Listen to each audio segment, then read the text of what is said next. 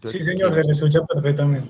Sí, quien doctor. quien dice que no está escuchando es porque, por favor, ajuste igualmente como lo estaba haciendo yo hace un momento, el tema de parlantes.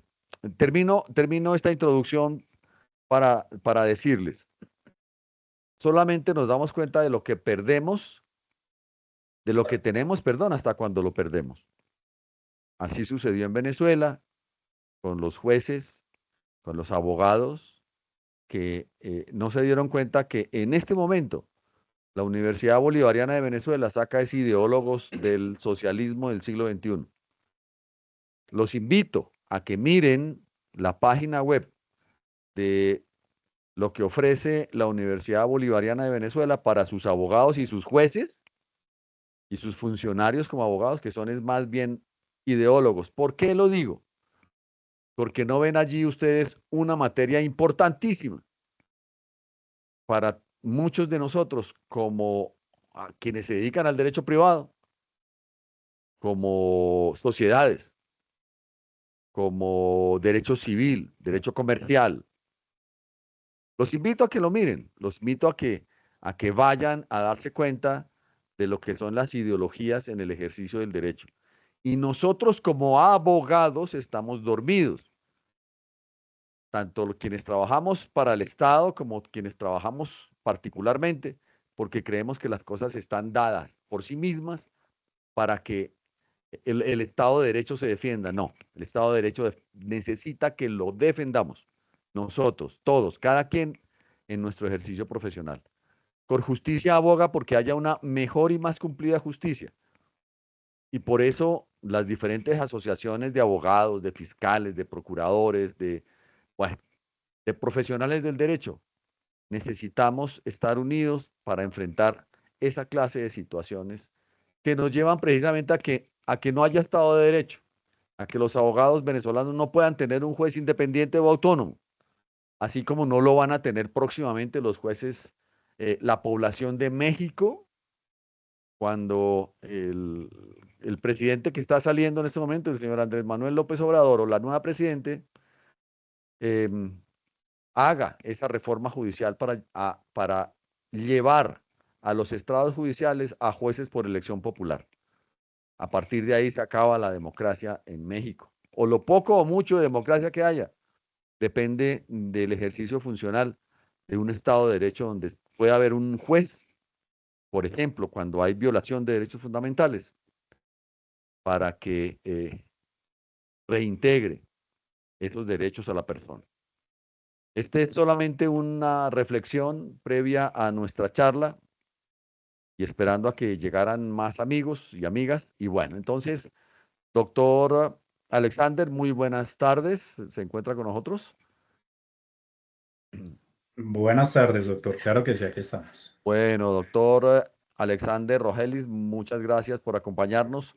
De verdad, para Corjusticia es un gusto tenerlo con nosotros. Voy a hacer su presentación de la hoja de vida. El doctor es graduado como profesional del Derecho en la Universidad Libre de Bogotá, especialista en Derecho Penal de la Universidad del Rosario, con diplomados, entre ellos de técnicas de juicio oral, con énfasis en contrainterrogatorio de la misma institución universitaria, y diferentes diplomados en el tema. Igualmente, en este momento está esperando su grado como máster en razonamiento probatorio del proceso penal de la Universidad de Barcelona, donde obtuvo una calificación la más alta en TFM. Se desempeña como abogado litigante en el área de Derecho Penal y es docente de Educación Continua en la Universidad del Rosario. Además, ha sido invitado a diferentes escenarios académicos en distintas universidades e instituciones educativas del país. Ha sido igualmente profesor en otras universidades y ha dictado capacitaciones dirigidas a funcionarios empleados de la rama judicial, del Instituto de Medicina Legal y Ciencias Forenses y preparaciones educativas relacionadas con el derecho penal dirigidas a miembros de la fuerza pública en Colombia.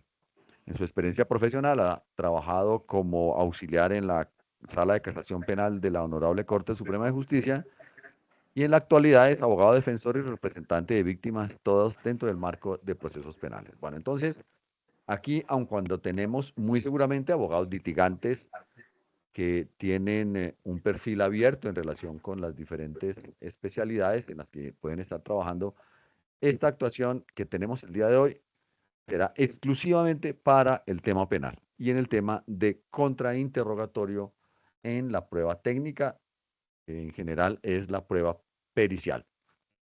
Doctor Alexander, para nosotros es un gusto tenerlo acá en Corjusticia. Ya les cedo el uso de la palabra, solamente quiero despedirme diciéndoles que esperamos que nos acompañen en los diferentes cursos, que igualmente con un precio muy cómodo, esto es, solamente para el pago de docentes y los demás gastos administrativos, Corjusticia quiere eh, hacer eso para el mejoramiento del sistema de justicia, porque no es solamente con que tengamos buenos jueces, buenos fiscales, buenos procuradores y funcionarios públicos, cada quien en su rol, sino que todos debemos ser excelentes en lo que hacemos para poder darle al país un mejor sistema de justicia. Doctor Alexander, le entrego a usted el micrófono, le agradezco por su compañía a todos ustedes, muchas gracias y esperamos que disfrutar este ámbito académico con el que Corjusticia inicia este segundo semestre del año 2024.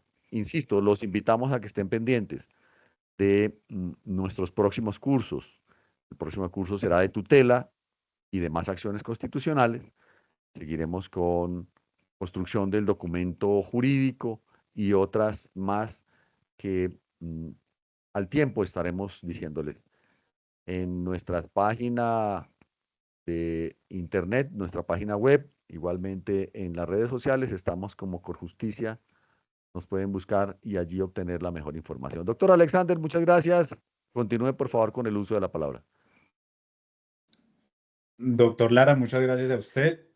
Un placer y un gusto poder compartir este escenario con todos ustedes. Por ahí, por supuesto, veo caras conocidas o nombres conocidos mejor. Así que entre todos, por supuesto, vamos a construir un derecho penal más riguroso. Yo le pido, antes de iniciar, a la doctora Cielo, ahí están las diapositivas que voy a compartir con ustedes. La idea para que también, estos son avisos parroquianos, para que no existan interrupciones. Si de pronto a alguien le surge alguna palabra, una pregunta, alguna inquietud, porfa, anótela, que una vez finalicemos con la exposición, vamos a dar un espacio para resolver preguntas, inquietudes.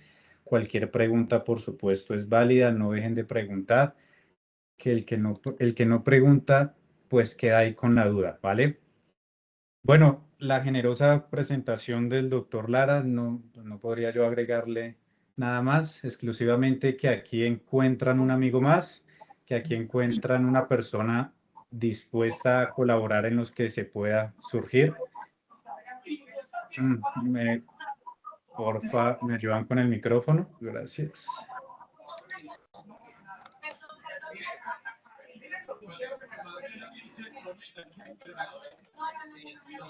Doctor Luis, ¿me ayuda con el micrófono? Gracias, listo. Bueno, hoy voy a hablar de un tema bastante álgido en la práctica probatoria y si bien podríamos pensar que, y por supuesto, mucho del tema va a estar relacionado con el derecho penal, tengan claro que para los que no son especialistas o no se dedican al derecho penal, muchos temas, muchas áreas que vamos a tocar el día de hoy se pueden tranquilamente aplicar a otras áreas del derecho, porque los peritos precisamente están en cualquier proceso judicial. Básicamente, lo que yo quiero exponer el día de hoy son algunas ideas frente a la prueba pericial, haciendo énfasis en el proceso penal, pero teniendo claro que todas estas problemáticas que hoy vamos a ver se presentan en cualquier escenario. Y como todos sabemos, en el proceso penal existe una libertad probatoria, es decir, cada parte podrá determinar con qué elemento soporta un hecho jurídicamente relevante. El doctor Lara decía, Esto no solamente es para las personas o los funcionarios de la Fiscalía General de la Nación, sino también para los defensores. Yo le agregaría para la representación de víctimas incluso, pero lo que vamos a ver hoy también, por supuesto, sirve para la administración de justicia.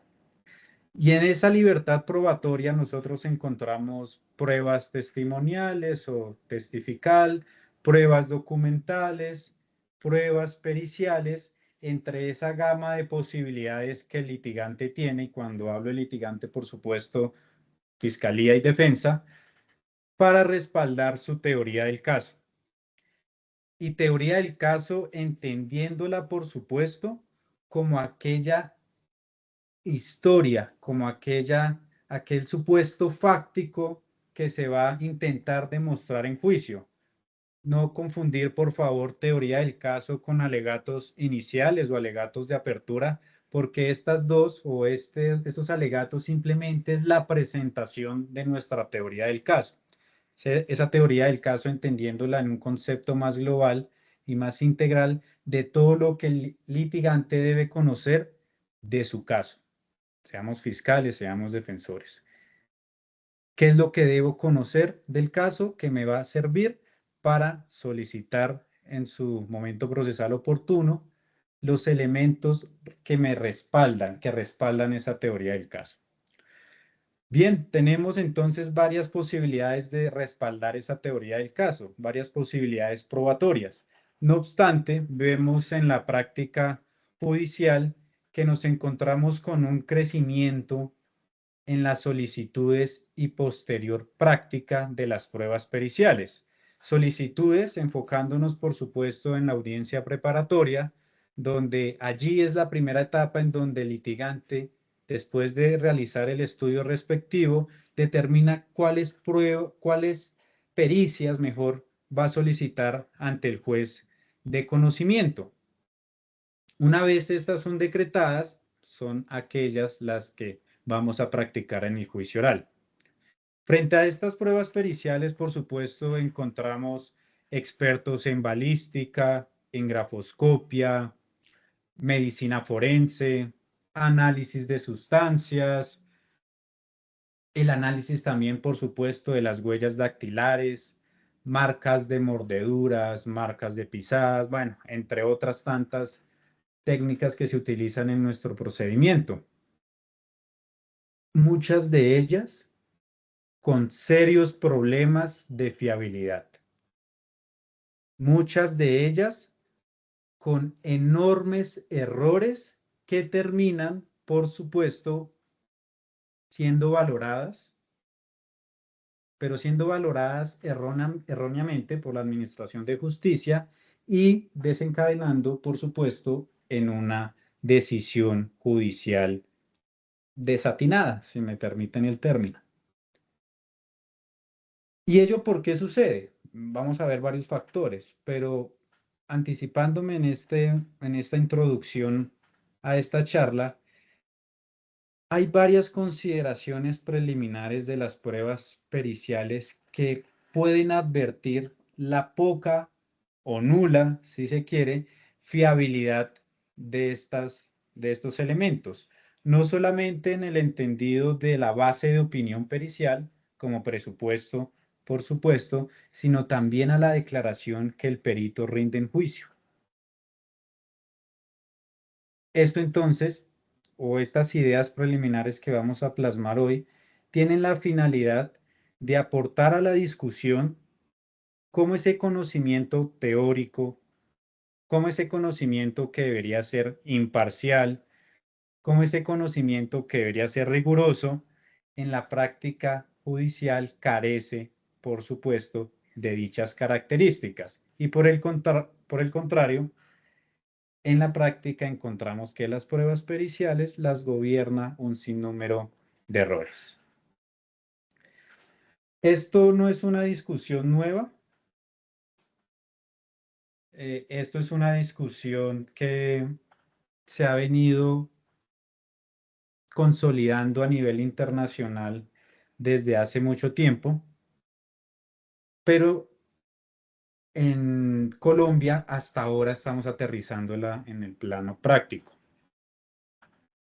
Ustedes encontrarán, por ejemplo, hace más de 10 años, estudios que se realizaron en Estados Unidos, y aquí encontrarán ahí en la imagen, en la diapositiva, dos informes preliminares que podemos traerlos a colación. Uno, el NAS Report del 2009 y el otro, el PICAS Report del 2016. Estos informes son trabajos de investigación supremamente rigurosos que se realizaron en la administración de Barack Obama, y ello porque se había presentado, porque se estaban conociendo un sinnúmero de casos en donde existían condenas erradas, pero condenas erradas a partir de la acreditación de la valoración errónea de pruebas periciales. Y entonces se encontraron, por ejemplo, escándalos en las malas prácticas en los laboratorios forenses. Se identificaron, por ejemplo, que no solamente era un caso aislado, sino que había un conjunto de condenas erróneas basadas exclusivamente en pruebas periciales. Y este tema no se escondió. Por supuesto, entonces se entró a analizar por qué surgían estos errores. ¿Por qué, a pesar de que antes, ustedes conocerán de pronto el caso Daubert de 1993, donde más o menos trataban cuatro criterios de las pruebas periciales, para hablar de la fiabilidad de las pruebas periciales, pero que a pesar de tener esos cuatro criterios, en la práctica judicial de Norteamérica no se evidenciaban o existían errores adicionales que permitían inferir que muchas decisiones judiciales se soportaban en pericias erróneas. Y a partir entonces de estas investigaciones, fíjense que estamos hablando de hace, ¿qué? Más de 25 años, más o menos, 15 años, más o menos, que se comenzaron a traer estas discusiones, se entendió que en algunos casos las pruebas y testimonios basados en ese análisis forense defectuoso, pues contribuyeron en una condena errónea. Eso, por supuesto, representa un peligro, no solamente para cualquier procesado, sino también para la seguridad jurídica de cualquier país. No es un caso aislado de Estados Unidos, porque es una problemática que también vemos en Latinoamérica. Por favor, doctora, me ayuda con la siguiente diapositiva. Y entonces allí encontramos que existe un problema extremadamente grande sobre la fiabilidad de la prueba pericial. Esa fiabilidad entendida, si se quiere, como esa confianza en la prueba pericial, como el deber ser que debe realizar un experto para que ese conocimiento que no tiene el juez, por supuesto, llegue a los estrados judiciales. Y encontramos la primera problemática, entre muchas otras, por supuesto, y es la sobrevaloración de la prueba pericial. Yo les pregunto, y por supuesto para que la respuesta ustedes la analicen, y cuando un caso llega a nuestras manos, ¿cómo podríamos nosotros inicialmente darle fuerza probatoria a lo que ya tenemos? Por supuesto, o creería yo, ustedes estarían pensando, bueno, si no la hay, podríamos adelantar una prueba pericial. ¿Y ello por qué sucede? Es claro, y yo lo entiendo así, que existe una gran confianza no solo en el litigante, sino en la propia administración de justicia, de atribuirle al experto de una ciencia, de una técnica, de un arte u oficio, que junto a su base opinión pericial aportan al proceso, a un proceso penal determinado, ese conocimiento, esa información que por regla general no solamente el juez desconoce, sino también nosotros como litigantes. Y la desconoce o la desconocemos, por supuesto, por la especialidad. Tenemos nociones, por supuesto, básicas de psicología forense, tenemos nociones de qué es un análisis de una huella dactilar, de qué trata la grafoscopia, la diferencia con la grafología. Pero, por supuesto, ese conocimiento especializado lo tiene ese experto. Y allí, o de allí mejor, es que nosotros depositamos esa exagerada responsabilidad en la prueba pericial. Justamente a partir de ese desconocimiento del juez, se crea una especie de una falsa convicción de la prueba pericial, de que siempre es fiable, de que esa prueba pericial siempre es objetiva, de que esa prueba pericial no tiene error alguno. Y lo que está sucediendo en la práctica, por supuesto, es que le estamos otorgando una desmedida confianza a ese experto. No sé si me entienden la expresión, casi que endiosando al perito en el proceso, casi que creyendo que lo que él dice es regla, es verdad, que no podemos refutar nada, casi que creando una especie de tarifa legal con respecto a otras clases de evidencia. Y entonces llega el perito, no sé, pongamos unos ejemplos, el perito psicológico, y entonces el litigante que está del lado de la fiscalía entiende que para darle soporte a la versión del menor o de la menor víctima, necesita un psicólogo que determine que tiene una afectación psicológica, que tiene una afectación. Entonces, claro, siga, señor perito, siga, señor don perito, que lo que usted dice, para mí, es suficiente para acreditar lo que está diciendo la víctima. Eso que trae como consecuencia deficiencias en la investigación, presuponer que la prueba pericial va a reemplazar otras evidencias y darle una categoría distinta que no la tiene,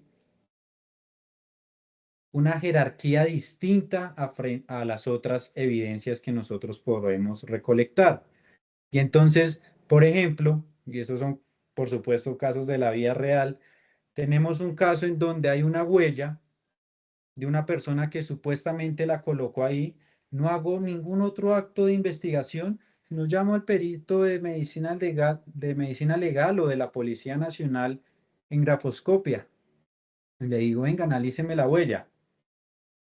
Analizan la huella, dan como conclusión que la huella en el documento es la misma del procesado y con eso se van para juicio, sin siquiera analizar cuál fue la información que analizó, cuál fue el método que aplicó ese perito, a qué conclusión llegó la prueba pericial, si ese perito por lo menos está inscrito como experto en el Instituto de Medicina Legal y Ciencias Forenses, si ha realizado estudios frente a esa valoración. No, pareciera, y esto lo digo con sumo respeto, por supuesto, que lo que dice el perito de cualquier institución es manto sagrado. Y entonces, claro, siga, señor don Perito, que usted es el experto y yo debo creerle.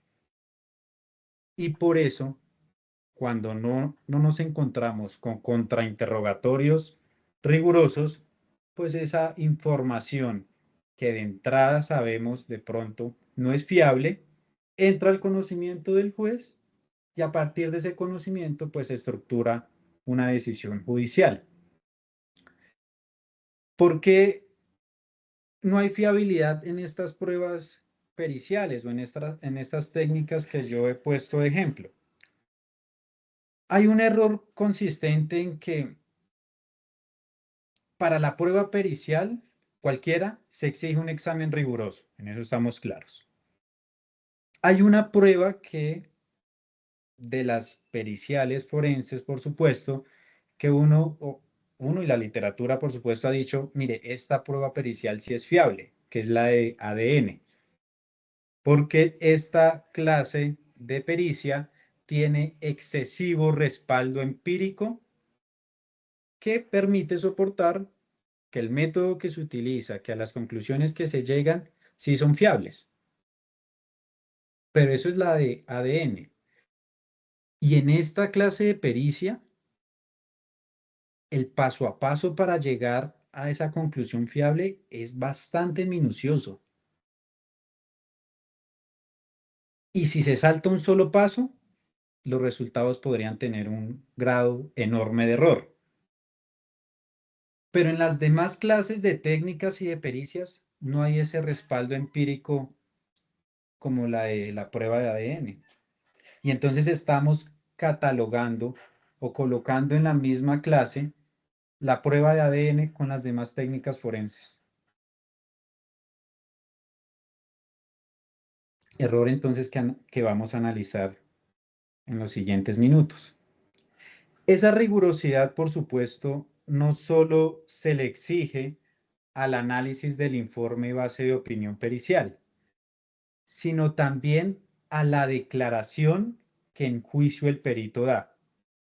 Ustedes sabrán que muchas veces en la práctica judicial encontramos diferencias entre lo que dice el informe base de opinión pericial y lo que el perito va y dice en juicio.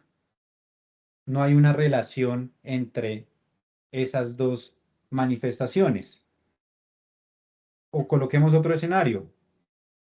Están diciendo lo mismo, el informe base y lo que se dice en juicio, pero los dos tienen una característica. Están plagadas de errores. Y es por eso la necesidad que a través del contrainterrogatorio podamos realizar un control de la información que entra a juicio. Hay otra posibilidad, ¿no? Y es dar esta discusión en la audiencia preparatoria, pero muy pocas veces se da. No sé, que un método esté desactualizado, evaluado mundialmente, pero que aquí en Colombia se dé. Y ya les doy unos ejemplos más adelante. Igual, en la práctica, el juez decreta y eso va a ser objeto de valoración. Pero entonces, para que la valoración sea correcta, por supuesto, es necesario que realicemos un contrainterrogatorio eficaz. Y allí entonces vienen afirmaciones, por ejemplo, como las expuestas por el profesor Sachs, que es profesor de la Universidad de Arizona, en donde dice que si un científico o un juez objetivo revisara el estado de las disciplinas forenses tradicionales, probablemente calificaría las afirmaciones del perito como plausibles, carentes de suficiente investigación y sobrevaloradas. Y es precisamente esa la primera idea que quiero que ustedes se vayan en esta charla, y es esa sobrevalorada prueba pericial. Marina Gascón, que es una de las autores que más le ha dado énfasis a este tema, ha establecido que esa extrema confianza en los expertos de bata blanca se explica, entre otras razones, por supuesto, porque, por ejemplo, y eso no solamente pasa aquí, tenemos una cultura científica extremadamente deficiente, que nos impide, pues, tomar decisiones o tener en cuenta los resultados de los análisis. En la práctica llegan peritos diciendo, no, mire, mi juicio es de certeza, mi pericia tiene el grado de certeza, cuando la literatura, la jurisprudencia ha dicho que estas pruebas periciales se deben entender como juicios de probabilidad. Yo sé que lo único certero en este mundo es que algún día nosotros vamos a fallecer, pero ni siquiera las matemáticas tienen ese grado de certeza. Y eso, y digamos que en las pruebas periciales tiene una condición adicional, y es que son realizadas por personas que tienen un carácter subjetivo, en unos casos más intenso que en otros, pero que siempre va a haber un grado de subjetividad en la prueba pericial. ¿Está mal? No, pero que esa subjetividad se le informe al juez. que la prueba pericial sea tan sincera que el juez sepa que hay un grado de error muy grande, muy pequeño, más alto en unos casos que en otros, pero que conozca cuál es ese grado de error. Y eso tiene también como consecuencia o esa confianza extrema en esa prueba pericial, lo que yo les decía hace unos segundos, en el gold estándar de la prueba de ADN, que ha generado una idea errónea de que todas las demás ciencias forenses gozan de ese mismo nivel de fiabilidad. Y realmente son muy pocas. Yo creo que las podemos contar con la mano. Esas pruebas de ADN tienen ese grado de fiabilidad siempre y cuando podamos llegar a ese cumplimiento del paso a paso, de la recolección, el cumplimiento de la cadena de custodia, de la producción, del método correcto. Y aún así podría uno discutir en algunos casos si hay fiabilidad o no. Pero en las demás ciencias forenses no hay ningún respaldo empírico. Pero llegamos a juicios, llegamos a procesos penales donde un supuesto perito físico dice que no podría haber un suicidio de una persona porque cayó acá o porque cayó acá, pero utiliza un método desactualizado, pero no explica los principios técnicos científicos que gobiernan su especialidad.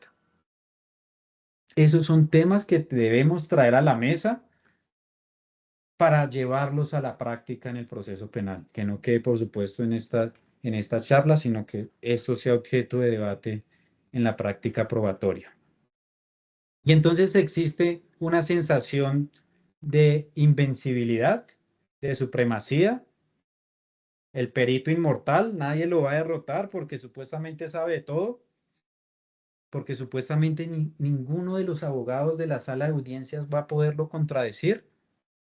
Y realmente lo que se ve es que hay unos defectos supremamente grandes porque se le está generando una confianza extrema a esa prueba pericial y porque además se está generando en la administración de justicia una resistencia a condenar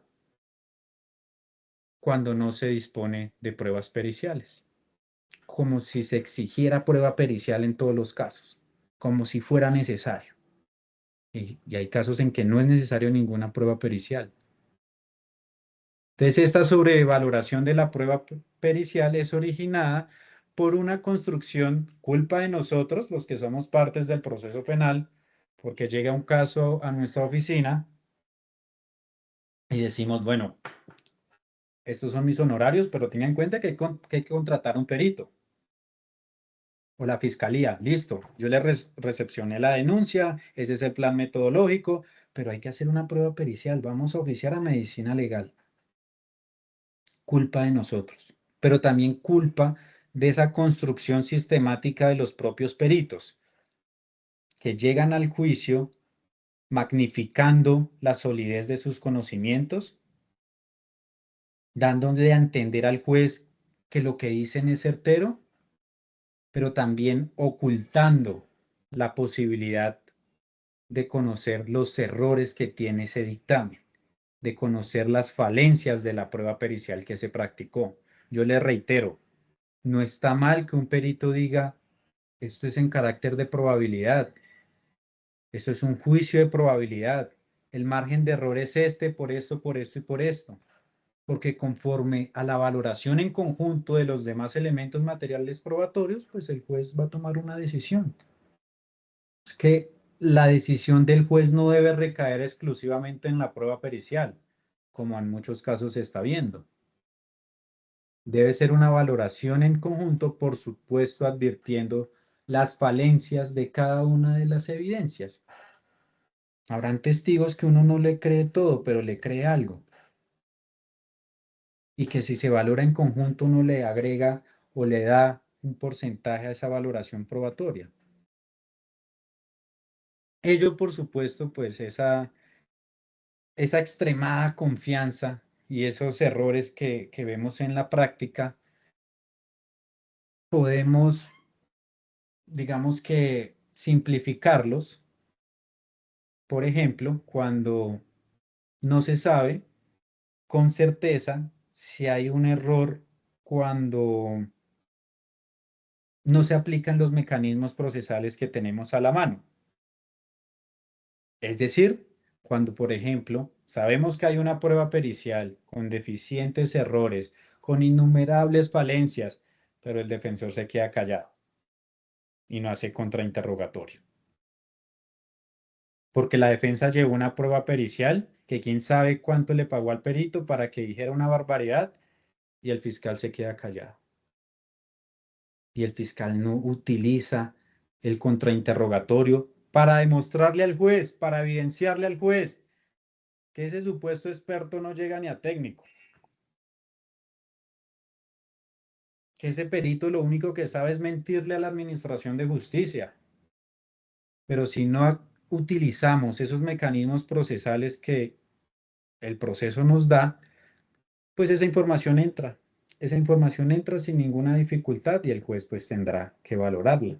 Y no tendrá esa información de que, espérese, su señoría, créale un poquito menos al perito por esto, por esto y por esto. Y la dificultad también en esos errores es que muchas de las pruebas científicas concurren con otros medios de prueba. Pero es que a veces esos medios de prueba distintos también son defectuosos. Ahí entonces difícil determinar el error judicial que a cada prueba le corresponde. Por ello, no solamente tenemos el contrainterrogatorio como mecanismo para evidenciar o no la fiabilidad de la prueba pericial, también tenemos herramientas como pruebas de refutación, dependiendo, por supuesto, de la teoría del caso de cada parte. Pero la idea es que al advertir una prueba pericial, encendamos una alarma, porque posiblemente hay un supuesto experto que hay que creerle algo, hay que examinarlo con lupa para ver si lo que está diciendo es verdad. Próxima diapositiva, por favor, doctora, gracias. Entonces, en este punto estamos de acuerdo que existe una sobrevaloración de la prueba pericial. En punto a que tiene muchos errores, varios de ellos ya los hemos visto. No obstante, aquí en Colombia, como les decía, no, esta discusión no se ve mucho. Internacionalmente, ustedes ven ahí en pantalla algunos estudios adicionales. Yo me quiero concentrar o quiero hablar un poquito de cómo en Estados Unidos el FBI, ustedes saben la entidad que es el FBI en Estados Unidos, ha reconocido formalmente que más o menos un 95% de testimonios que fueron llevados a juicio, pruebas periciales, que ofrecieron el análisis de cabello como prueba para soportar la culpabilidad de una persona, tuvieron errores. Y entonces existieron unas revisiones que comenzaron más o menos en el 2013, en donde no solamente habían errores en las pruebas periciales que analizaron el ADN del pelo, fíjese, ADN, estamos hablando de la prueba más fiable, ¿no? Sino que también habían otras clases de evidencias forenses, huellas dactilares, registros de marcas de mordedura, que soportaron una condena. Y ustedes ven proyectos como el Proyecto Inocencia, en donde personas que duraron 20, 30 años en prisión, después de tanto tiempo, se les dice, hey, es que nos equivocamos porque le creímos a un perito. Recobre su libertad. Después de 30 años, ahí les dan indemnización, pero yo creo que todos estamos de acuerdo en que el dinero no le va a devolver a uno 30, 40 años de vida. Pero es el mejor caso, porque también se evidenciaron que más o menos sobre la década de los 70 y hacia los 2000 existieron un sinnúmero de decisiones que trajeron como consecuencia pena de muerte o cadenas perpetuas que originaron que la persona muriera dentro del centro penitenciario con base en pruebas periciales erróneas. ¿Se fijan entonces lo importante de analizar con rigurosidad la prueba pericial? No estamos hablando de algo sin importancia. Estamos definiendo, si somos fiscales, defensores, jueces, estamos definiendo la libertad de una persona, nada más y nada menos que la vida. Por eso es la importancia de analizar esto con la mayor rigurosidad posible. Sobre esto, ustedes también encontrarán series en Netflix donde hay varios, no solamente un caso, sino de varios, donde después de muchos años recobran la libertad y ahí es donde uno evidencia, por supuesto, la importancia de poder analizar en detalle cualquier prueba pericial, la que sea. Porfa, la siguiente diapositiva. Otra problemática que podemos advertir de las pruebas periciales es que en su mayoría no existe una base científica. Y esa sería entonces la segunda problemática que yo quiero tratar con ustedes. Que la primera, la sobrevaloración, por supuesto, de la prueba pericial. La segunda es que no hay base científica. Basta señalar que, y creo que yo ya lo he reiterado, la prueba de ADN tiene un análisis teórico, tiene un respaldo empírico. Junto a la prueba de ADN, por ejemplo, está la toxicológica, el análisis de sustancias químicas o incluso el análisis digital o el análisis informático. Ello tiene respaldo empírico, ello tiene unos estudios muy rigurosos, pero no sucede lo mismo con otras especialidades, sobre todo con especialidades relacionadas con la interpretación de elementos o patrones. ¿Por qué en ellas no prima la fiabilidad? Es que en ellas hay una característica esencial y es que prima la observación, prima la experiencia de la persona que está realizando el dictamen, pero no existe un respaldo de validación de ese método. Entonces, pericias como marcas de mordeduras, marcas de pisadas, huellas dactilares, ¿cuál otra? Muestras de escrituras, las famosas valoraciones psicológicas, son especialidades que comúnmente, a través de la prueba pericial en determinados pues, procesos penales,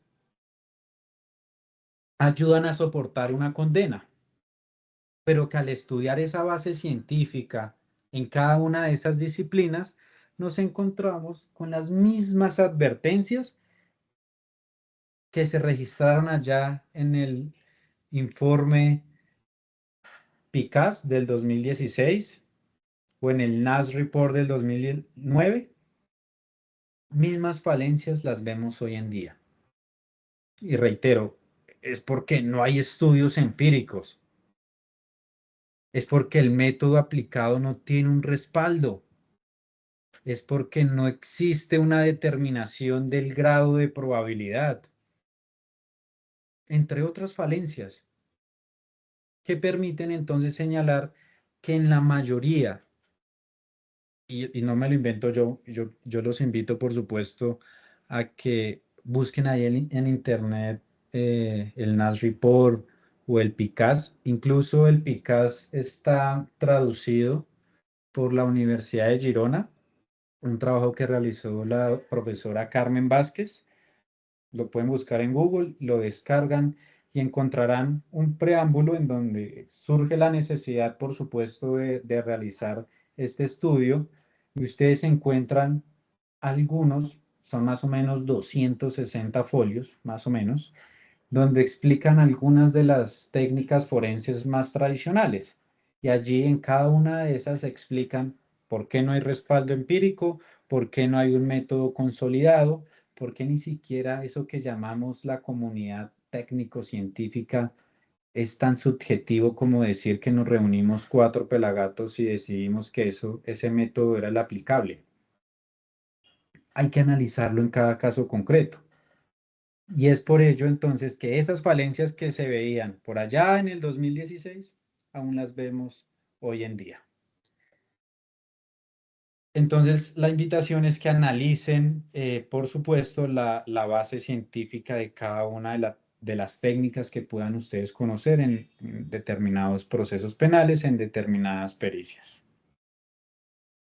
La siguiente idea o la siguiente falencia que encontramos en las pruebas periciales son los que ustedes ven, sesgos cognitivos.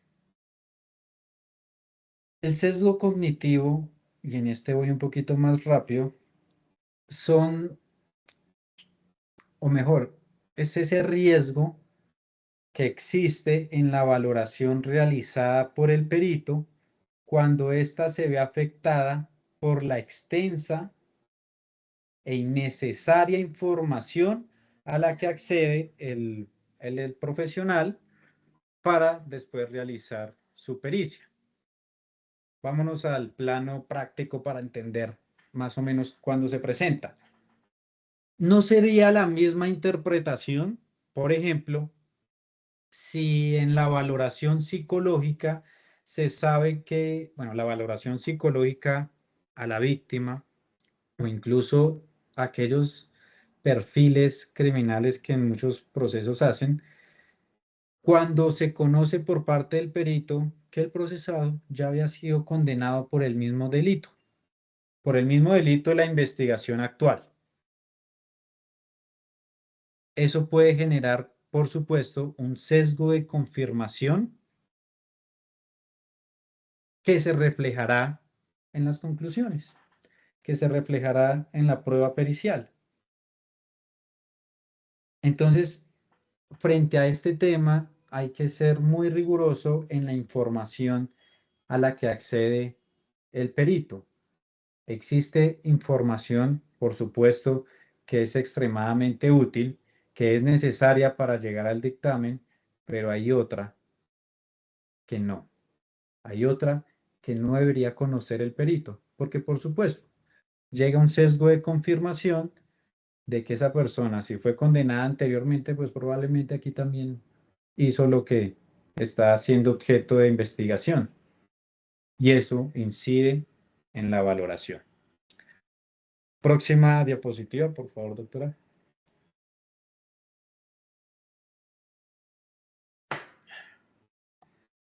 La, la próxima o la otra, el otro error que se advierte dentro de las pruebas periciales, bueno, lo he denominado peritos no tan peritos.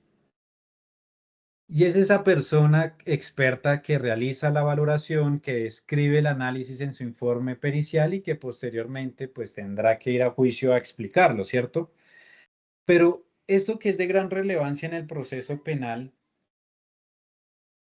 en juicio, surge a partir de una investigación, de un descubrimiento probatorio idóneo. Sin importar si el perito es oficial, si el perito es privado, si el perito es de medicina legal, de la policía o contratado por la defensa, es necesario saber quién es ese perito, porque la información que va a pretender ingresar a la Administración de Justicia puede estar llena de errores especializados. Por eso es importante conocer si ese perito cuenta con los conocimientos necesarios, si ese perito, por ejemplo, ha sido condenado por delitos relacionados con su profesión, si ese perdón, si ese perito tiene condenas por delitos que tengan algún grave conexidad con la falsedad, si ese perito tiene sanciones administrativas, si ese perito tiene sanciones disciplinarias, si ese perito constantemente se está actualizando, si ese perito ha realizado publicaciones frente al área objeto de experticia, si tiene experiencia, entre otros tantos temas que por supuesto el juez debe conocer, que por supuesto las partes deben contar con esos datos. Y esos datos son necesarios para que el litigante pueda ejercer un correcto ejercicio de confrontación de la prueba pericial. Ello entendido exclusivamente a la acreditación y a la idoneidad del perito. Pero esto se desconoce, a pesar que pareciera lógico, se desconoce en la práctica. Encontramos bases de opinión pericial, fiscalía o defensa, esto no es de algún bando específico, esto es de parte y parte, realizan una base de opinión pericial, a pesar de tenerla ya deciden descubrirla conforme al artículo 415, que es válido, pues lo determina la norma, pero en el descubrimiento probatorio tiene que, además de ello, entregarle a la contraparte la información del perito, la hoja de vida, las investigaciones que ha tenido. Y frente a esta problemática no hay una postura en la práctica consolidada. Yo he tenido audiencias en donde jueces de garantías acceden a peticiones de que la fiscalía nos entregue copia de las hojas de vida de los peritos o de los investigadores. Pero he tenido otros en donde los jueces dicen, no, prima el derecho a la intimidad. Y entonces eso es una problemática porque imagínense que si la defensa o la fiscalía no cuentan con esta información, no pueden acceder a esta información, no hay una evidencia de respaldo para realizar el contrainterrogatorio. ¿Yo cómo sé qué estudios tiene el perito? Préstenme la hoja de vida. Ahí dice qué especialización, por ejemplo, tiene.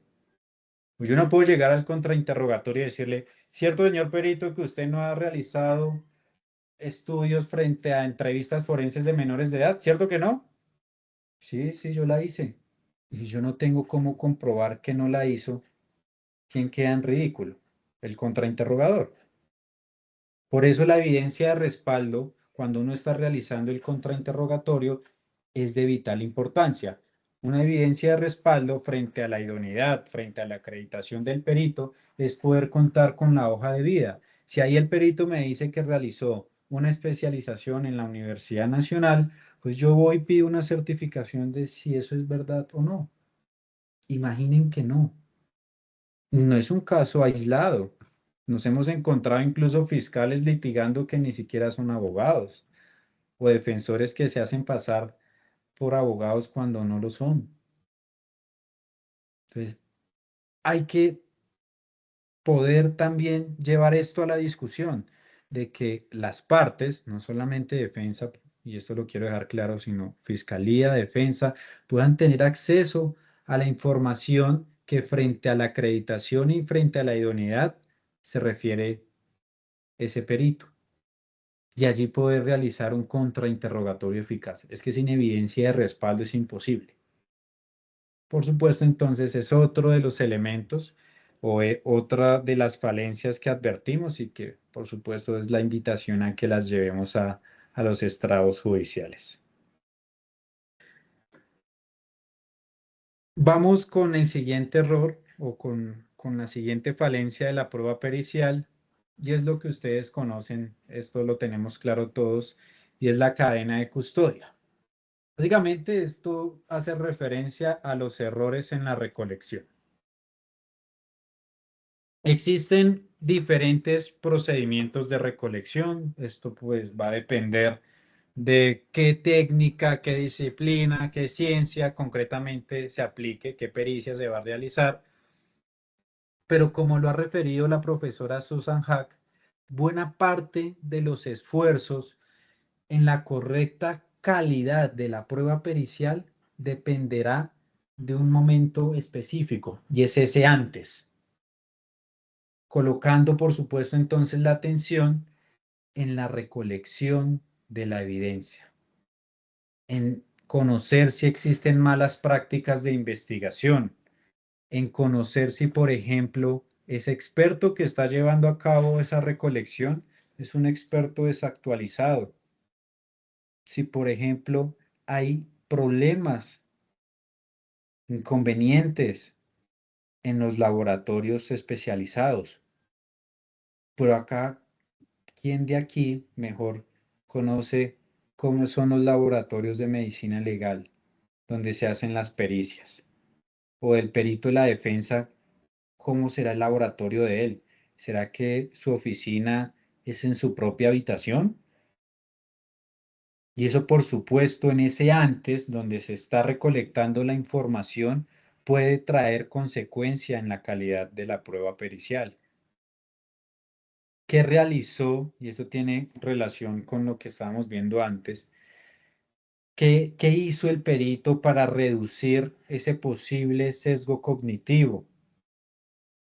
¿Qué hizo el perito para mitigar acceder a información innecesaria que pueda incidir en la interpretación de sus resultados? Y eso no lo sabemos, precisamente porque son temas que no se abordan, pero que por supuesto son otra invitación a que los llevemos a los estrados judiciales. Yo entiendo, y eso también lo tenemos claro, de que la Corte Suprema de Justicia, en una reiterada jurisprudencia, ha dicho que la cadena de custodia pues incide en la valoración probatoria, pero pocas veces vemos discusiones en juicios de por qué el laboratorio está en tal estado, cuáles son las buenas prácticas de investigación, cuál fue el procedimiento correcto para que ese elemento fuera recolectado, cómo fue resguardar esa evidencia en el almacén, entre otros temas. Y ese antes es supremamente importante porque si hay errores en el antes, si hay errores en ese primer paso, así los demás estén bien, esto va a ser una cadena de errores. Si hay una falencia en la evidencia de ADN, se recolectó mal, está contaminada, por supuesto traerá como consecuencia que así apliquemos el método correcto, las conclusiones pueden ser erróneas. Entonces hay que tener un cuidado extremo con ese antes. El siguiente o el siguiente, sí, la siguiente modalidad son las falencias en la producción. Estamos hablando del antes, ¿cierto? Hablemos ahora de la producción. Ya tenemos la evidencia, vamos a hacer el análisis. Y yo les pregunto, ¿y el método? Aquí debemos centrar también nuestra atención porque el método es supremamente importante. Encontramos en la práctica que el método o protocolo que se aplicó y cómo se ejecutó en el caso concreto tiene errores, porque hay métodos inexistentes, por ejemplo, porque hay métodos desactualizados. Este tema del método, protocolo que se va a aplicar en la prueba pericial son temas esenciales. No basta, les decía, con la recolección de la información si, por ejemplo, el método está evaluado, si, por ejemplo, el método está desactualizado o incluso, como pasa también mucho en la práctica, no existe método. Y en el informe base de opinión pericial no colocan ningún método. Y los litigantes se quedan callados.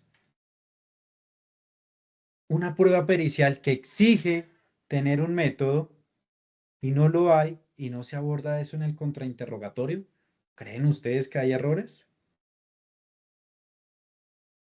Por ello es que se exige que en el momento de la práctica probatoria, y por supuesto esto es fruto de un análisis riguroso antes de llegar a juicio, no podemos llegar a improvisar al juicio, uno debe entrar en análisis detallado de la prueba pericial antes de, pero en la práctica probatoria es donde se puede discutir si hay una falencia o no, si hay un correcto procedimiento. Porque es que si hay un método devaluado, hay un método que no existe, ¿cómo puede garantizar el perito que las conclusiones sí son correctas? ¿Cómo puede garantizar el perito que el resultado de su estudio es verídico? Frente a esas pericias, yo quiero traer a colación solo un ejemplo. Mire, esto pasa en muchas técnicas, pero la idea es que esto no se quede en la teoría, sino que lo podamos aterrizar. Doc, regáleme porfa la próxima diapositiva. El Instituto de Medicina Legal y Ciencias Forenses cuenta con un programa, ese programa se llama eSolution. Es un programa, una plataforma que tienen ellos, que a partir de la especialidad de cada perito, pues consultan ahí cuál protocolo tienen y cuál guía es aplicable para cada caso concreto. Pues por supuesto va a depender de cada perito, de cada experto, porque no todos aplican pues los mismos protocolos. Este protocolo que ustedes están viendo en pantalla es sobre la evaluación básica en psiquiatría y psicología forense, expedida en el año 2009,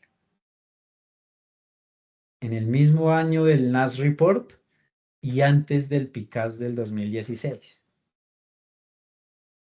Este protocolo es el que se aplica hoy en día en Colombia para las evaluaciones en psiquiatría y psicología forense.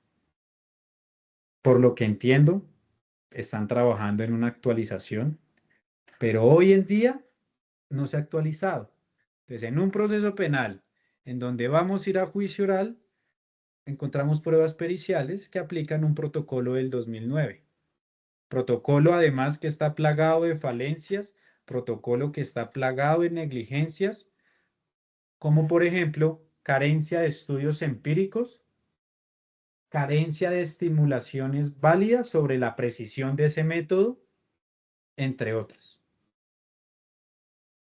Este protocolo dice en su cuerpo que tiene la capacidad, y es que es variado lo que regula, o sea, este protocolo, y yo les quiero leer aquí textualmente, aplica para pericias psiquiátricas forenses, sobre la capacidad de comprensión y autodeterminación, sobre el estado de salud mental del privado de la libertad, sobre una enfermedad grave o incompatible con la vida en reclusión formal, o sea, para el procesado.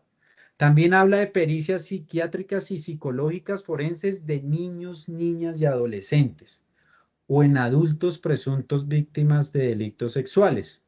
También se aplica para temas de patria potestad, perturbación psíquica, violencia intrafamiliar, pericias forenses, esta que se está aplicando mucho, pericias psiquiátricas y psicológicas forenses mediante la técnica de autopsia psicológica. Cuando se muere una persona, hacen esta especie de autopsia psicológica y determinan si había, por ejemplo, un móvil para que se quitara la vida. Estas y otras se aplican con este protocolo. Y dirán, no, no, no, pero espere, hay unas guías que complementan el protocolo. Guías del 2010, guías del 2011. ¿Ustedes creen que no hay literatura de hace 10 años que ha evaluado esto? Y vamos al caso concreto.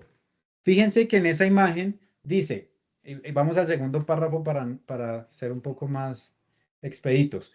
El tipo de entrevista más recomendado en el ámbito forense es el tipo semiestructurado, ya que una entrevista excesivamente dirigida puede conllevar una falta de espontaneidad y dificultad para obtener datos del examinado útiles para llegar a un diagnóstico. Por el contrario, una entrevista demasiado libre puede conducir a que el examinado pierda el control de la misma y se convierta en un mero espectador de lo que el entrevistado ofrece. Esto que por allá decían en el 2009, de pronto para la época era válido. No lo sabemos. Yo creo que no. Porque incluso la literatura sobre estas entrevistas semiestructuradas desde hace muchos años ni siquiera existe mucha literatura porque es un procedimiento evaluado. Próxima diapositiva, por favor, doctora. Fíjense lo que ha dicho la Corte Suprema de Justicia solo por este ejemplo. decisión no hace mucho, el 2019, magistrado el doctor Luis Antonio Hernández Barbosa, y dice, ello es así porque el protocolo SATAC, que es el protocolo que se utiliza en la práctica probatoria cuando estamos hablando de víctimas de delitos sexuales, SATAC de entrevista semiestructurada, usado por la declarante, no es mecanismo de valoración psicológica, sino un instrumento que permite modificar los diferentes componentes del interrogatorio, según la competencia comunicativa de la víctima, su desarrollo y proceso de la revelación, entre otros factores, con el propósito de obtener la narración espontánea de las circunstancias de modo, tiempo y lugar de los hechos. Atentos acá. No constituye, por tanto, una prueba pericial, sino la forma de obtener de la víctima menor de edad información útil para la investigación. ¿Y qué nos encontramos en la práctica? Pruebas periciales psicológicas utilizando el famoso protocolo SATAC. Ese protocolo que también está siendo endiosado por las partes en los procesos penales, desconociendo, por ejemplo, lo que ha dicho autores como Manzanero, en donde él afirma que ese protocolo SATAC está evaluado, lo que se debe aplicar es la entrevista NICH o el protocolo NICH, con otros procedimientos auxiliares que poco se aplican aquí en Colombia, pero que se espera, por supuesto, que con esa actualización en la que se esté trabajando, pues se pueda llegar a una prueba pericial más fiable. Próxima diapositiva, por favor.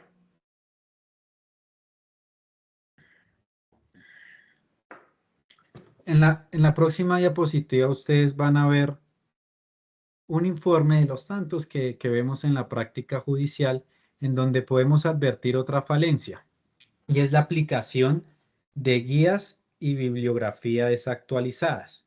Fíjense que esto es un extracto de un informe pericial.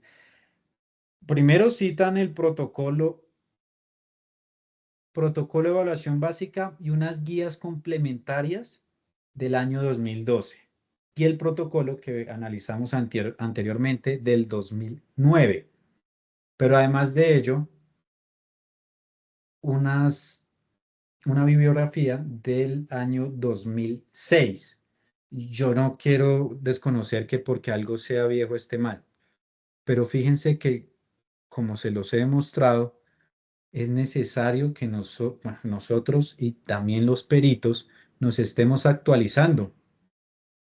Hay un dicho que entre más pasa el día, menos experto es uno en un tema, si no se está actualizando. Por eso es que autores como les referenciaba Antonio Manzanero han reiterado en este tipo de pruebas periciales que en las declaraciones de menores víctimas de delitos sexuales el procedimiento no es el SATAC. ¿Listo? Vamos con la próxima diapositiva. Esto para darles a entender que no es algo teórico, no es algo que yo pueda decir, mira, es que este autor lo dice y este autor también lo dice. No, es que se evidencia en la práctica probatoria colombiana. Lo vemos día a día, allá en las audiencias de Palo Quemado, allá en las audiencias en los procesos judiciales. Y otra problemática que surge entonces en la que ustedes están viendo, la parcialidad de los peritos del Instituto de Medicina Legal y Ciencias Forenses, que también, no solamente es la entidad, y lo digo muy respetuosamente, también funcionarios de la policía que realizan algunos dictámenes periciales para la fiscalía. Esto lo digo desde mi punto de vista, por supuesto, habrán personas que no estén de acuerdo, pero algunos peritos algunos peritos de estas entidades entienden de manera equivocada que su trabajo debe ser guiado por los intereses de la Fiscalía General de la Nación. Algo similar a lo que decía o dice la profesora Sandra Thompson cuando llamó a esta clase de peritos como policías con bata de laboratorio. Son aquellos peritos forenses que trabajan guiados por los intereses de la policía por los intereses de la Fiscalía General de la Nación. Y esto desconoce uno de los artículos que aplica para cualquier proceso. El artículo, si la memoria no me falla, es el artículo 226 del Código General del Proceso, en donde dice que el perito debe manifestar bajo juramento que esa firma que está plasmando en ese dictamen es un resultado, no lo dice tal cual, le estoy dando como contexto, eh, es un resultado de su opinión independiente, que es un resultado que corresponde a su real convicción profesional, no a la orden de trabajo que ha emitido el defensor, no a la orden de trabajo de la fiscalía. Entonces, por ello la importancia de también tener claro que los peritos no se les deben a la fiscalía, que los peritos no se les deben a la defensa, los peritos se le deben a la administración de justicia. Por eso los deben gobernar la imparcialidad. Por eso en todos los casos deben mediar para que no exista un sesgo de confirmación. Por eso deben acceder a la información que le da la fiscalía, pero también a la que posiblemente pueda darle la defensa. Eso, por supuesto, traerá que valoraciones que realizan estas entidades que son públicas, pero que no trabajan para la fiscalía, puedan determinar imparcialmente que, por ejemplo, un hecho que se está investigando no es típico. Ello precisamente para que la fiscalía pues no lleve inocentes a juicios, porque ustedes saben también, al igual que yo, que estadísticamente los procesos que llegan a juicio en su mayoría terminan en sentencias absolutorias. Yo recuerdo más o menos unas estadísticas de 6 a 4 de cada 10. ¿Cuánto le cuesta a una persona contratar a un abogado? Anímicamente, ¿cuánto le cuesta a una persona inocente, por supuesto, soportar una condena errada? ¿Cuánto le cuesta, si quieren, a los que les gustan los temas monetarios, el recurso que se le invierte para que un proceso llegue hasta juicio? O lo que se le invierte a una persona privada de la libertad, en los casos, por ejemplo, que son inocentes. Todo esto se puede evitar si desde un principio un perito es imparcial. Próxima diapositiva, por favor, doctora.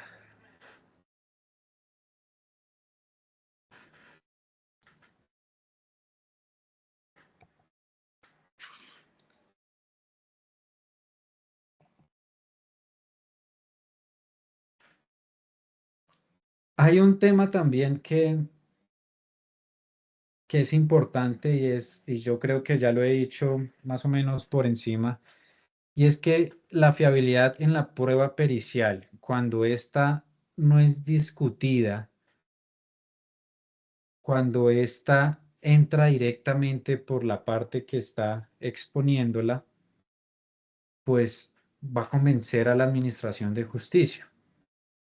Lo que es autores como la profesora Marina Gascón señalan que debe realizarse en la presentación de esa prueba pericial es que exista una correcta comunicación de los datos, que exista una correcta comunicación de las conclusiones que resultan de ese análisis, sin minusvalorarlos, pero tampoco sin magnificarlos.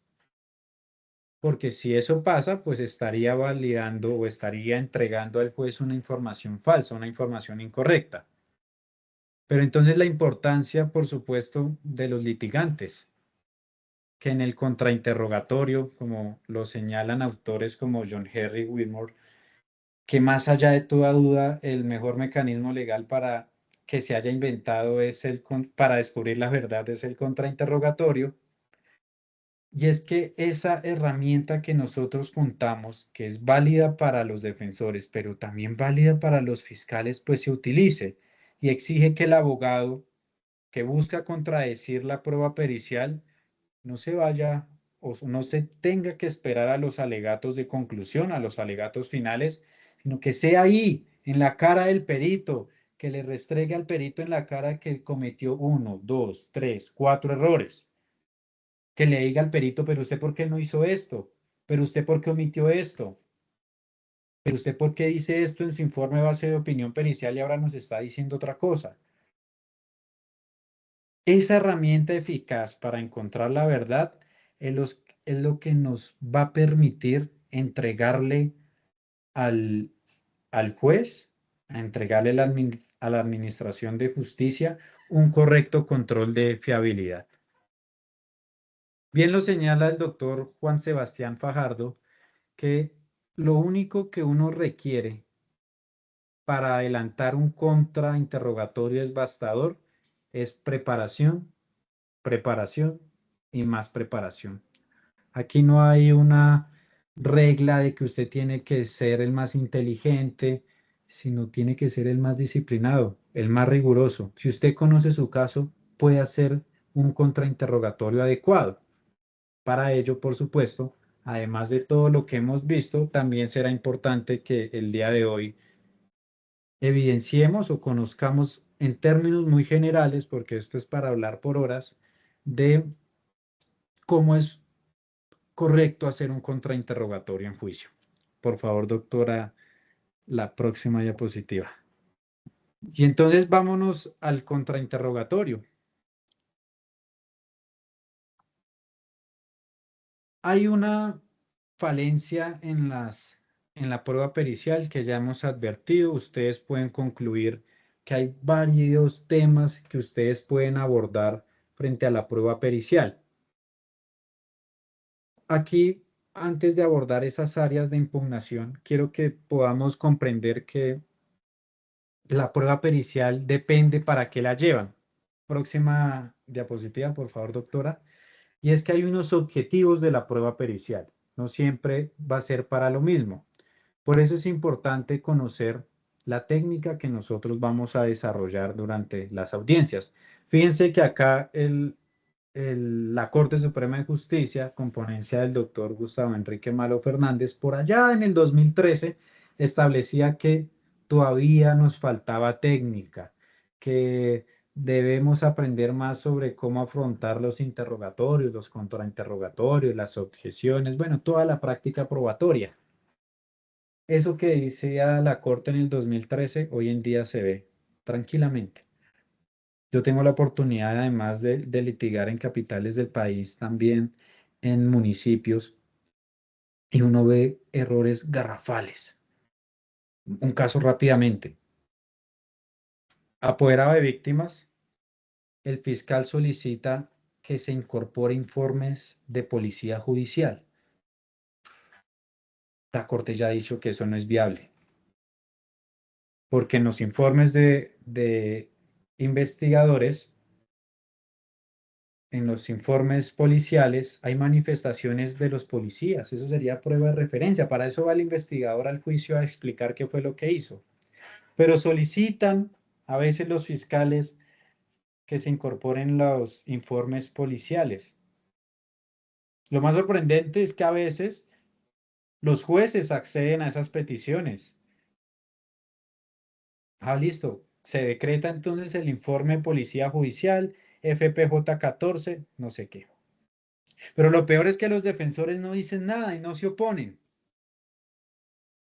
Entonces no es problema de una parte, no es problema de la defensa, es problema de todos.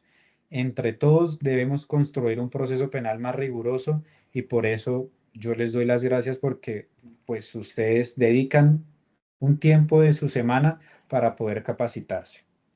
Próxima diapositiva, por favor. Tenemos entonces la necesidad, próxima diapositiva, por favor, de conocer los objetivos de la prueba pericial. Esos objetivos de la prueba pericial los podemos dividir en tal vez 4 grandes grupos. El primero es la opinión sobre el hecho percibido. Aquí ustedes lo tienen. Ese objetivo de la prueba pericial nos enseña que el perito puede entregar a través de esa prueba pericial una opinión sobre la causa de un hecho que percibe directamente. El ejemplo básicamente es cuando se le expone al médico una herida de bala y él puede explicar la causa probable, por dónde se fue la bala, si hay orificio de entrada y orificio de salida. Él está percibiendo ese hecho y a partir de percibir ese hecho puede determinar la causa y darle una explicación. El segundo es partir de la opinión de unos hechos hipotéticos. Entonces, usted le pide al perito que dé como ciertos unos hechos que son hipotéticos y a partir de esos hechos hipotéticos, el perito va a traer las posibles consecuencias. Entonces, si el vehículo estaba siendo conducido por una persona que tenía este grado de alcohol y a 90 kilómetros por hora, las posibles consecuencias cuando coge una curva cerrada de estos determinados grados es que, y ahí explica. Pero fíjense que son hechos hipotéticos. Una persona va caminando por el borde de la carretera. Imagínese, señor perito, que un motociclista le pega en el costado. ¿Podría usted explicar las posibles consecuencias? Claro, podría caer y esto generaría un golpe en su cabeza que sería la causa de muerte. Algo parecido. Pero fíjense entonces que son dos objetivos distintos. El tercero, que también es una prueba pericial, son las llamadas pericias de refutación. Usted tiene una contraparte que llevó una prueba pericial, usted contrató a un perito también, o usted solicitó se decretara una prueba pericial que solamente va a ir al juicio a decir cómo su colega, entre peritos, cómo ese colega hizo mal su trabajo porque omitió información, porque dejó de analizar evidencias, porque las conclusiones no se soportan en ese método, porque utilizó un método desactualizado. Entonces, fíjese que junto al contrainterrogatorio, la pericia de refutación va a permitir que el juez ya no le crea tanto al experto de la contraparte. Y eso es otro objetivo de la prueba pericial. Y el último es la narración técnica del hecho percibido. Este objetivo básicamente es que un perito de forma descriptiva ya no va a realizar hipótesis ni va a explicar las causas de esta herida, sino simplemente va a describir técnicamente, por supuesto, qué es lo que está viendo, cuál fue el tipo de lesión, pero se olvida por completo de hacer juicios. Subjetivos, objetivos, no importa, pero se olvida de hacer juicios. Ya si usted tiene claro cuál es el objetivo de la prueba pericial, por supuesto la suya y la de la contraparte, puede determinar unas áreas de impugnación en el contrainterrogatorio. Próxima diapositiva, por favor.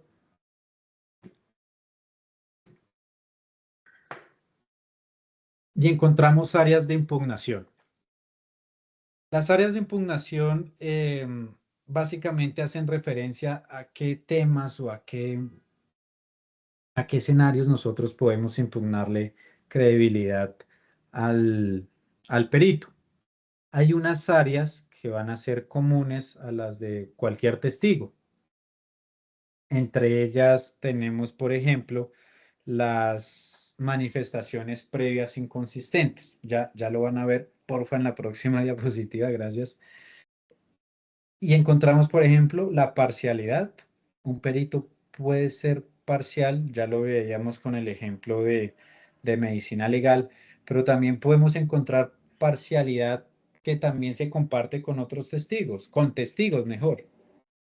Cuando hablamos de áreas comunes, tal como lo señala el profesor Juan Sebastián Fajardo, hablamos de que son áreas comunes de la prueba pericial y de la prueba testimonial. Entonces, un testigo puede ser parcializado porque tiene algún grado de afinidad con el procesado, porque es amigo. El perito también lo puede ser. Por las omisiones, porque el perito dejó de decir algo en su informe que ahora lo está diciendo en juicio. Lo mismo pasa con los testigos. Si en la entrevista, en la declaración previa, se dejó de decir algo y ahora lo está diciendo en juicio, uno puede impugnar credibilidad por omisión. Y por supuesto, las manifestaciones previas inconsistentes. ¿Cuál es la manifestación previa más importante del perito? El informe base de opinión pericial. Si hay inconsistencias entre el informe y lo que dice el perito en juicio, usted podrá impugnar. ¿Por qué es área común? Porque también hay manifestaciones previas de los testigos, de entrevistas, declaraciones juradas, manifestaciones en medios de comunicación, entre otros. Vamos con la siguiente diapositiva, porfa.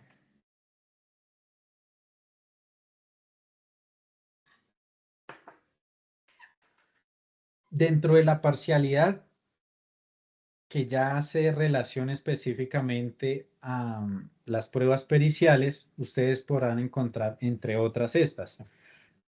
Una remuneración desproporcionada, si bien cada especialista puede cobrar lo que se le parezca, podrá generar algún tipo de parcialidad que esté cobrando una suma importante de dinero, una suma desproporcionada que no cobra en otros casos con valoraciones similares. Y es que uno podría pensar que esa desproporcionalidad en los honorarios podría traducirse, obviamente esto tiene que ser valorado con otros elementos, en que son conclusiones que no corresponden a la realidad, en que es una pericia que está parcializada, motivada por esa remuneración económica. La otra posibilidad es la vinculación laboral con una de las partes. Tengan en cuenta o sospechen o pueden impugnar credibilidad cuando un abogado se casa con un perito. "Ay, yo solo trabajo con ese perito". ¿Por qué otro perito, si son expertos en la misma especialidad, por qué no podría hacer lo mismo que ese? Yo creo que el trabajo del perito debe ser independiente del abogado, debe ser independiente del litigante, porque como les explicaba anteriormente, se le deben es al juez. El otro es la tendencia en las opiniones. Deberíamos nosotros poder tener una relación de esas pericias que han rendido en otros casos. Eso básicamente se soluciona con pedirle a los colegas, venga, usted ha tenido este perito, ¿qué ha dicho? ¿Qué, qué ha pasado? ¿Qué ha dicho en este proceso? Porque eso permite a usted entender si es que siempre tiende a determinar ese tipo de conclusiones. Yo tuve hace poco un caso en donde en un contrainterrogatorio una perito que hizo una valoración psicológica a un menor de edad, yo era defensa del procesado, yo le preguntaba, ¿por qué usted, o mejor, le preguntaba como usted dice que le que la menor tiene coherencia en sus manifestaciones porque tiene un respaldo afectivo, ¿cierto que sí? Sí, sí, tiene respaldo afectivo. Y ese respaldo afectivo es porque la niña lloró, ¿verdad? Sí, porque la niña tartamudeaba, ¿cierto que sí? Sí, porque la niña hacía gestos de una afectación, ¿cierto que sí? Sí, todo esto era lo que yo había dicho en el directo. Yo le pregunté si ella le creía a un niño que no tuviera respaldo afectivo, un niño que estuviera calmado, que estuviera hablando, sin llorar, sin manifestar algún tipo de dolor, si le creía. Y la perito me dice que sí, que igual le creía. ¿Cuál fue entonces la conclusión? Que la perito le cree, tenga respaldo afectivo o no tenga respaldo afectivo. Entonces tiene una tendencia de opinión, tiene un sesgo de confirmación de que le debe creer siempre a los menores de edad.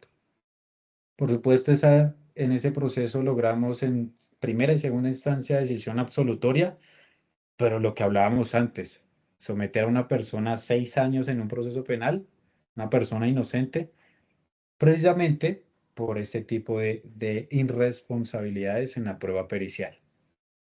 Y otra de las alternativas es el desinterés por la información de la otra parte. Como les explicaba, un perito debe conocer información que le brinda la fiscalía, pero también la información, por supuesto, que de pronto la defensa quiere aportarle. Que el perito de medicina legal diga, no, yo a usted no le recibo información, señor defensor, yo solo voy a hacer la pericia porque a mí la fiscalía me lo ordenó y usted no es nadie, pues demuestra un desinterés. ¿Y eso que genera? Una parcialidad. Próxima diapositiva, por favor.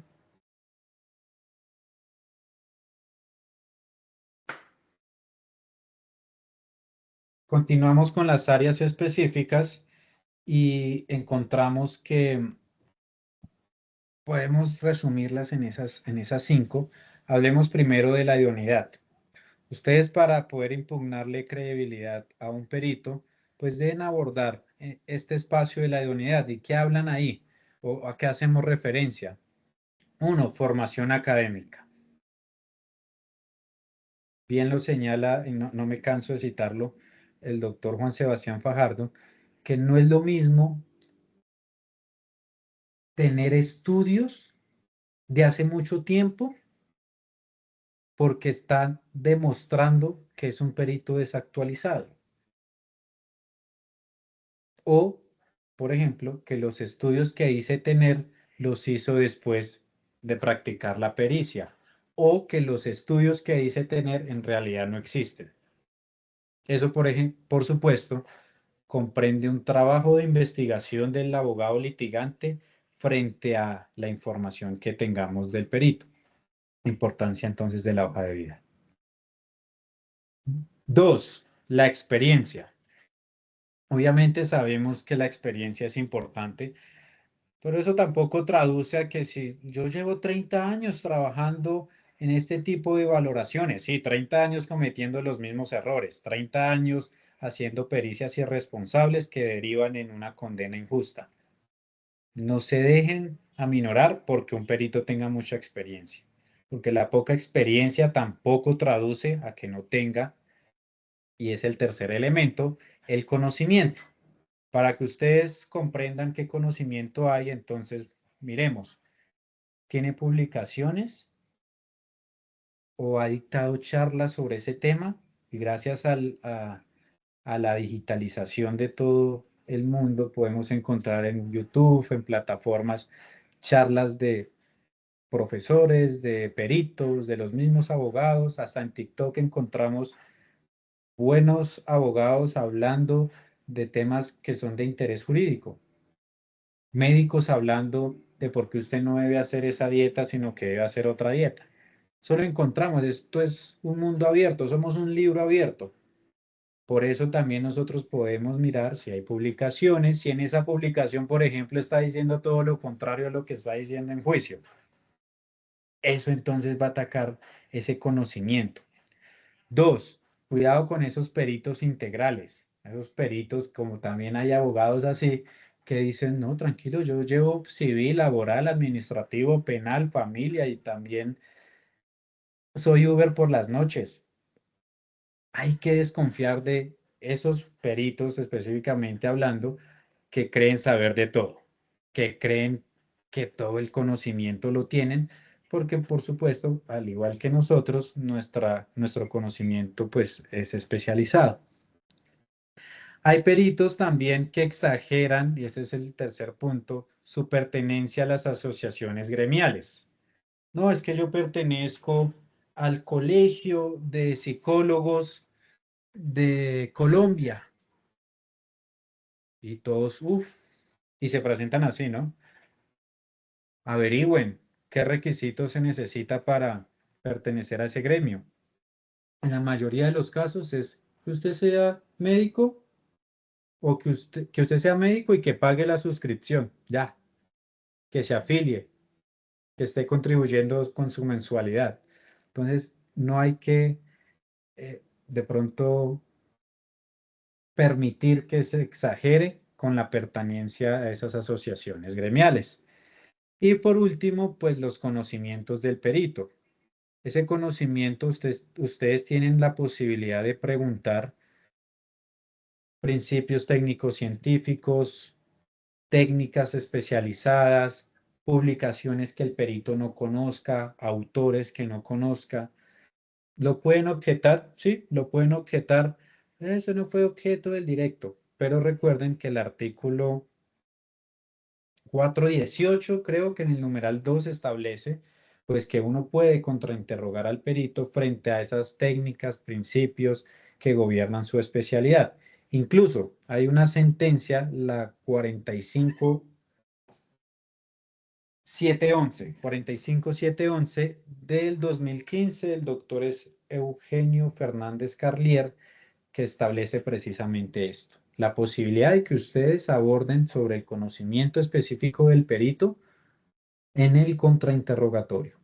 Por eso es bueno tener un respaldo aquí atrás de una persona especializada que le esté diciendo a usted, mire, estos fueron los errores, aborde esos temas en juicio. Y voy un poquito más rápido porque se me acaba el tiempo. Eh, la pericia. Entonces, la pericia la podemos dividir en tres grandes escenarios, estadios. El primero es la premisa.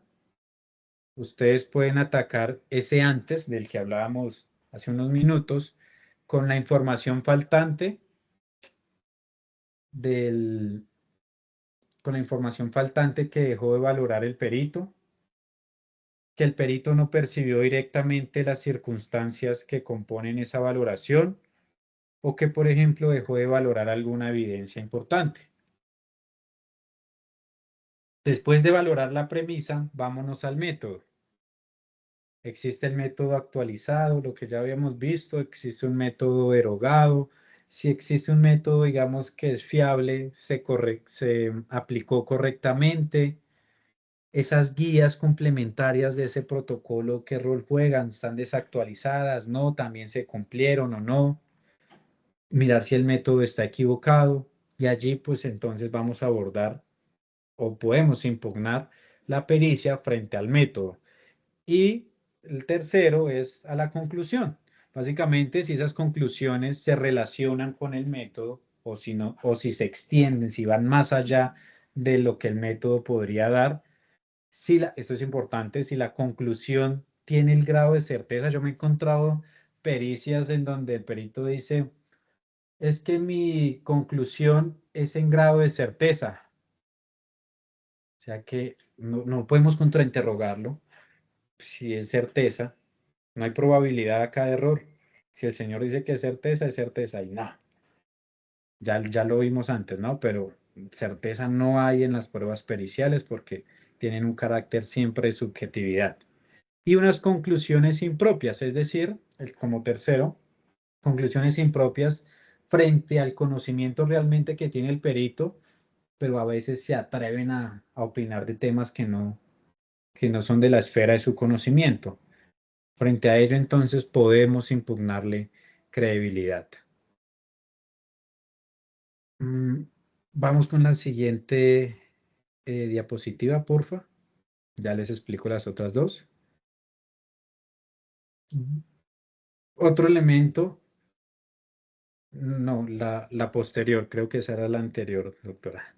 Otro elemento son los antecedentes disciplinarios. Más adelante, porfa. Esto ya lo vimos. Es esto, los antecedentes disciplinarios. Ya lo veíamos en el inicio, tal vez de la charla, en donde es importante que ustedes sepan si este tipo de pronto ha sido sancionado por haberle mentido o por haber hecho mal su trabajo. Eso, por supuesto, tiene como obligación que usted como litigante realice unos actos de investigación rigurosos. Y eso, por supuesto, va de pronto a exigir que usted vaya ante jueces de garantías cuando reciba el descubrimiento probatorio de su contraparte y exija o pida que le den acceso a esa hoja de vida, que le den acceso a esa información. Si usted encuentra que ahí está sancionado, va y pide la decisión, verifica que fue por mentirle en anterior ocasión a un juez y eso puede ser sustento de una impugnación. Pero si usted no tiene nada de esto, no ha investigado absolutamente nada, le dice al perito, usted tiene antecedentes disciplinarios, ¿verdad que sí? el perito le dice, no, no tengo. ¿Y usted cómo lo puede impugnar si no tiene la evidencia de respaldo? Por eso es importante hacer actos de investigación. Próxima diapositiva, porfa. Y seguimos con el área de experticia. El área de experticia es todo lo que vimos al inicio, cuando, por ejemplo, falta fiabilidad de la prueba pericial. Y cuando hablamos entonces de fiabilidad de la prueba pericial, hablamos de todos esos elementos que vimos anteriormente, la sobrevaloración, la falta de base científica, métodos desactualizados. Todo eso puede entrar en el área de experticia. Y finalmente, próxima diapositiva, por favor, la impugnación del perito homólogo. Doctora Leticia, ¿no me escucha? Voy a hablar más durito. Porfa, me confirman si me escucha. De pronto ya estaba hablando suave, pero bueno, ahí incremento el tono.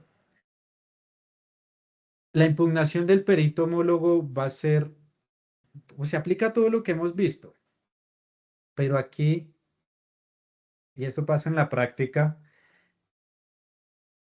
existen colegas entre los peritos que van a defender a muerte a su compañero, así no exista, así ya se haya pensionado, porque ustedes, bueno, no es objeto de la charla, pero ustedes saben las circunstancias de cuándo se puede presentar el perito homólogo.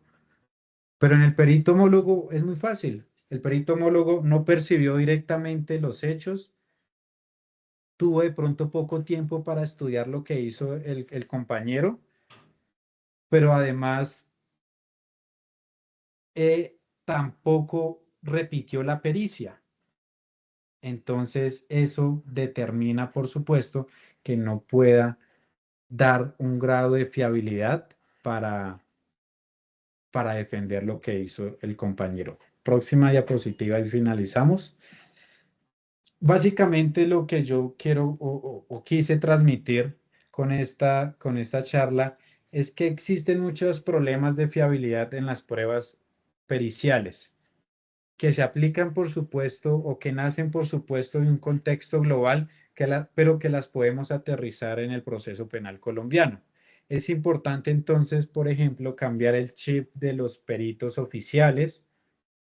Es importante, por ejemplo, que la comunidad científica nacional actualice sus protocolos conforme a estos informes que hemos visto, conforme a la literatura actual, para que las pruebas periciales sean fiables. Pero también, y una de las problemáticas es la carga laboral de los funcionarios. A veces por el afán realizamos pruebas periciales mal estructuradas y que por supuesto también comprende una responsabilidad sumamente grande en ustedes como litigantes, como jueces, como funcionarios, para que llevemos esta discusión a los estrados judiciales y al juez no le entre información que pueda ser errónea y que pueda traer como consecuencia una decisión, una condena injusta, o también se presenta una absolución que no correspondería a la realidad. Yo les agradezco mucho por el tiempo. Cuentan conmigo, ahí tienen mis datos, cualquier cosita, número personal y todo. Voy a leer de pronto algunas preguntas. No sé, doctor Anderson, si me alcanza el tiempo o lo dejamos para otra Miren, ocasión. Alexander, sí, sí, sigamos por favor para culminar con las Listo, preguntas que listo. ya han presentado. Listo, voy a leer aquí en el chat. Eh, en las pruebas digitales, cuando no se tiene el hash, ¿qué sería la integridad de los datos para determinar que los datos no fueron alterados? Ah, no, no es pregunta, pero sí, estoy totalmente de acuerdo. ¿Se puede desacreditar la entrevista forense si la entrevista no fue revisada previamente por el defensor de familia? Yo creo que sí, porque es falta de rigurosidad de la persona que está realizando la entrevista. Incluso muchas discusiones que realizamos o que, bueno, yo personalmente hago, es que a veces no graban las entrevistas, no la forense, una entrevista a cualquier testigo. Entonces yo me debo quedar con lo que supuestamente escribió literalmente el investigador. ¿De cuándo acá? Ningún protocolo, ninguna guía limita a los investigadores para que graben las entrevistas, ninguna, pero lo hacen por facilidad. Yo comprendo el problema técnico y tal vez administrativo de todos, pero eso no se puede traducir en desconocer garantías procesales del defensor, del procesado, perdón. Doctor, ¿nos puede regalar el número de la sentencia que refiere a los informes no se pueden incorporar? Yo tengo una línea jurisprudencial que realicé hace un tiempito sobre ese tema, porque son varias. Si quieren, escríbanme los que quieran y yo les doy la información. ¿Qué credibilidad se le puede dar a un perito que a su vez es agente de investigación que ya no, fue una chica que no trabajaba porque fue despedido por corrupción?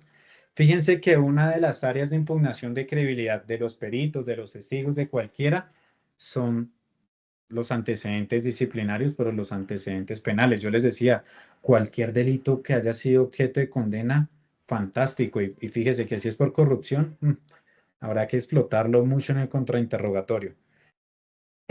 ¿Considera que al litigante le falta comprensión de cómo debe hablarle el experto o perito a los jueces? ¿Considera que al litigante le falta comprensión de cómo debe hablarle el experto o perito a los jueces?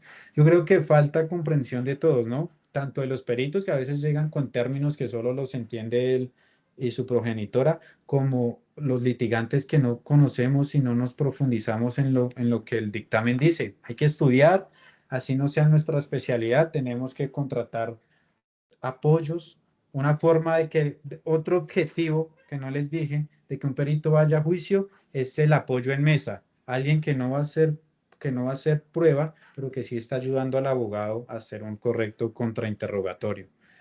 Se le puede impugnar el dictamen de medicina legal si la menor no relata los hechos de abuso sexual, pero sí lo hace la mamá que no consta de los hechos. Por supuesto, eso sería prueba de referencia y pasa mucho, ¿no? Llegan a la mamá que cuente lo que la niña le dijo. Eh, Acá, ¿qué sustento normativo? Ay, frente al consentimiento informado.